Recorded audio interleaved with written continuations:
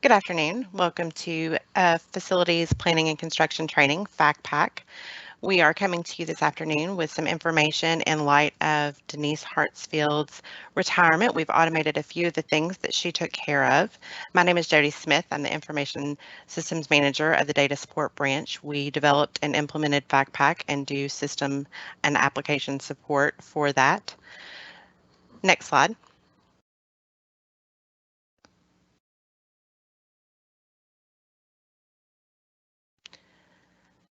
So Live Teams events come with question and answers feature. On the right hand side of your screen, you will see a little comment box, and if you click on that, it will allow you to ask questions. You can type in your question. It's sometimes helpful if you enter your name, but at the end of the presentation, I will read through the questions that have been asked and answer those, but we're going to pause and hold all questions until the end. Next slide. So most of you are familiar with FACPAC. On the home page, there has been since its inception in 2017 a user guide that was available for instruction on different things. A lot of these questions Denise has fielded over the last couple of years via email or phone calls, but what we've done is we've updated the user guide to make sure that it's current, and I just wanted to point out to you all that you do have access to it. It is in the left-hand navigation on the home page of FACPAC. You'll see the demonstration here. And if you click that, next slide, you will get 94 pages of instructions. There are screenshots to help you navigate the system, navigate the application, and to answer questions that you might have. You can see from the table of contents that anything that you would need to do in the application would be addressed here. So if you're having a problem creating a project, you would just look for creating a project.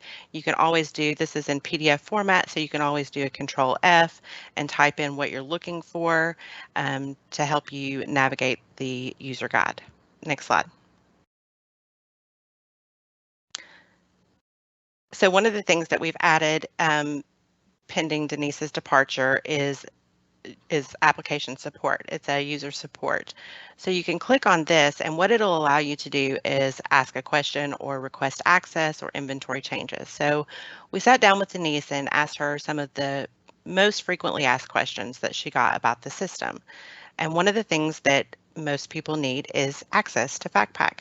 So if you're a district and you have a new employee, then you would click on this user support functionality and request access for a person in your district. If you're a third party and you're already a part of a third party group that accesses FACPAC and you have a new employee, you would also use this. And I'm just going to show you a few screenshots.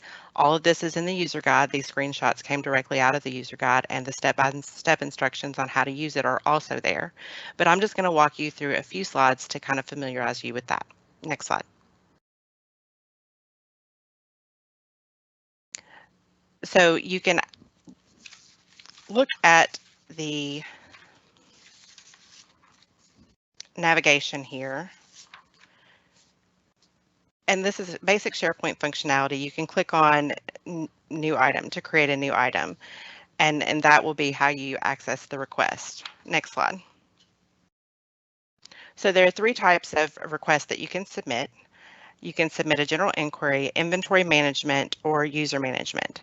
So for general inventory or general inquiry, what that would be is if you're not sure about something in the application, if you're not sure about how to create a purchase order relative to a contract, or if you have an issue where you think you've done something but you're not getting the result on the screen that you expected, you can send a general inquiry question in, and either someone in the facilities branch or someone in my branch, the data support branch, will respond to you. Now, this isn't bidirectional communication, meaning you ask a question and we will provide you the response, but it doesn't offer us the opportunity to discuss back and forth. It's also not probably utilized for specific questions to construction projects. So if you have a question about a bond sale or about something that would be pertinent to, can I do this in a construction project? Those questions wouldn't be most applicable to this user request form. These are primarily questions about the application itself, about FACPAC itself and how to use it. The second thing that you can do a user request form for is inventory management. So FACPAC has a basic list of inventory for each of the districts embedded in it. It comes from your district facility plan. Every time you update your district facility plan, we take that information and we input it into FACPAC so that when you're completing your BG1, you can select the property that the construction project pertains to. So if you're going to complete a BG1 and it's on a new building, or if you've had a couple of waivers or things that mean your district facility plan might be a little older than it particularly should, maybe the building that you're looking for to do the construction project doesn't populate in the BG1. If you experience that and you need to add an inventory item or a building to FACPAC in order to complete your BG1, you can do that through this process. The primary use for this user request form is going to be user management. So historically, since 2017, if you needed access to FACPAC, or if you had a new district employee or a new third-party architect employee that needed access to FACPAC, they would typically email either a project manager, primarily Denise, to request that access. We have created this so that you can request it directly through FACPAC. Sometimes the question that I've had most often is, I don't have access to FACPAC, so how do I go to FACPAC to request access? Access to FACPAC is always facilitated through a current user, meaning the district, there is a district user that has access to FACPAC, and they would have to go in and request that access, or they would have to be the ones to historically email Denise. And the same is true with third-party architect firms. Next slide. Okay, so this gives a little bit of an explanation of the things that I've just walked you through. These instructions are taken directly from the user guide. So just wanted to demonstrate that step-by-step instructions on how to use the function and what the function should be used for are included in the user guide. Next slide. So the functionality behind the user request form, once you have submitted a form, you will receive a notification that it was submitted. Once we respond and mark it complete, so if you've requested access for a user in your district or a user in your third-party firm, once we have completed that and provided that access to someone, we will mark that complete. You will receive a notification that the request has been completed. And that is just an example of the email that you'll receive. It's an email notification. Next slide. So this just gives you a screenshot. Again, this is included in the user guide of what the form will look like when you open it. So you would go in, you would type in, this is a general inquiry screenshot. So you would go in, and in the inquiry portion, it's not character limited, it's just lines of text. You would type in your question, and then once we respond and mark it complete, you will receive a notification. In the email notification, you'll receive a link. You click on that link, it'll take you to this form where you'll be able to view the response that was provided. Next slide. So this is the information on your project managers for the facilities branch. Greg Dunbar, the branch manager as well. And these are the people that you would need to contact for construction project specific questions. Anything regarding the FACPAC application or how to utilize it in order to facilitate your construction project are the things that we would assume or expect that you would use the user request forms for. And I know I went through that very quickly, and we have about 100 attendees, so I'm going to give you all a second. If you have any questions, you can type them into the Q&A.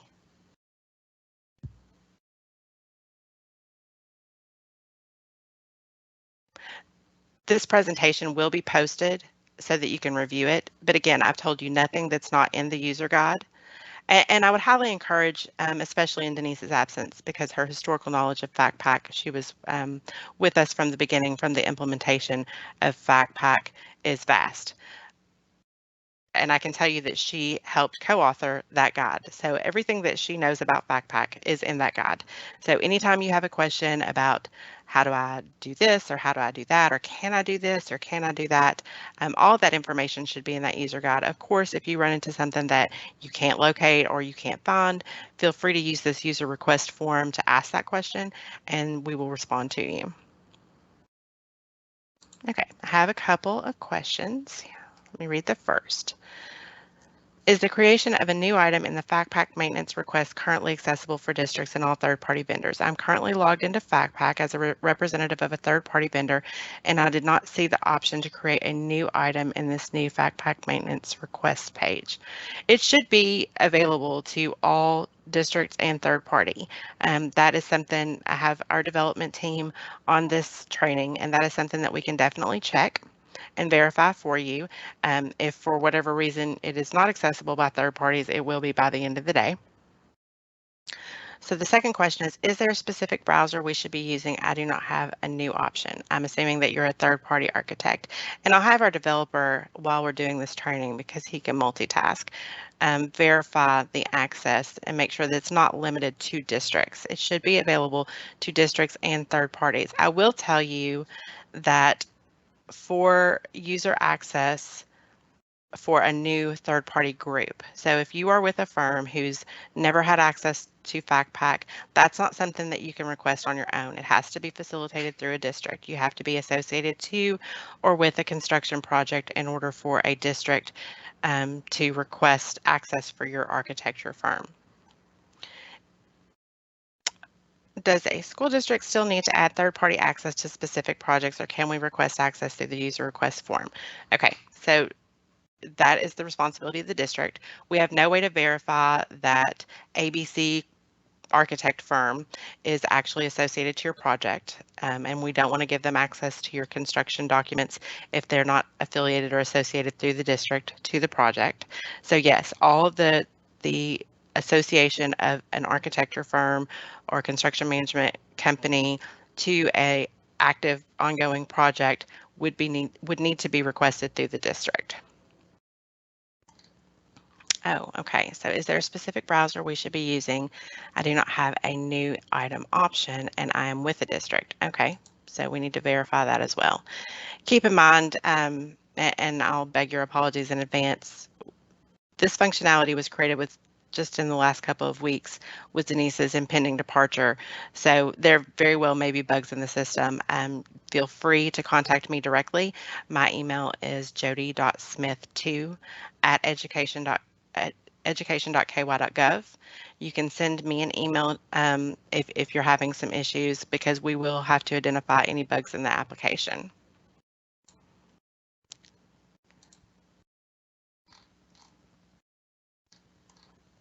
And for this specific one, we will have a response prepared and sent to the emails that this Teams Live events were sent to this afternoon to ensure that that functionality is working. And I'm hoping that you are all looking for that add new item button because you're excited about asking questions through the application. We want to facilitate the ease of use, and we want to the best of our ability, mitigate the huge hole that Denise will leave in this branch. She's been pivotal and we will all miss her very much. Okay, I don't have any more new questions. Again, the new item option availability for third parties and for district staff will be verified and addressed by the end of the day. I'll give you a few more minutes in case anyone has any more questions.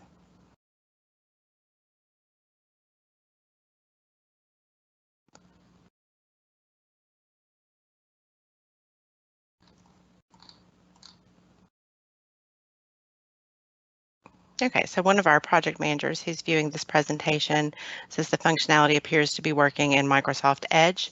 It should not be browser specific. So whether you're using Chrome, Edge, IE, it should be compatible with everything.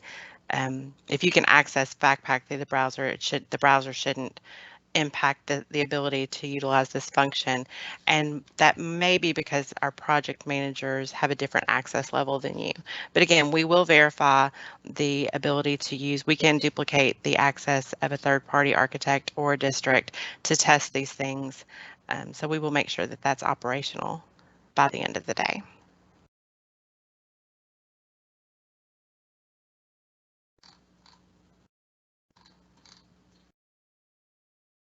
Okay, I don't have any more questions. So with that, I'm going to end the presentation. I appreciate your attendance and welcome your questions in the future. Thank you.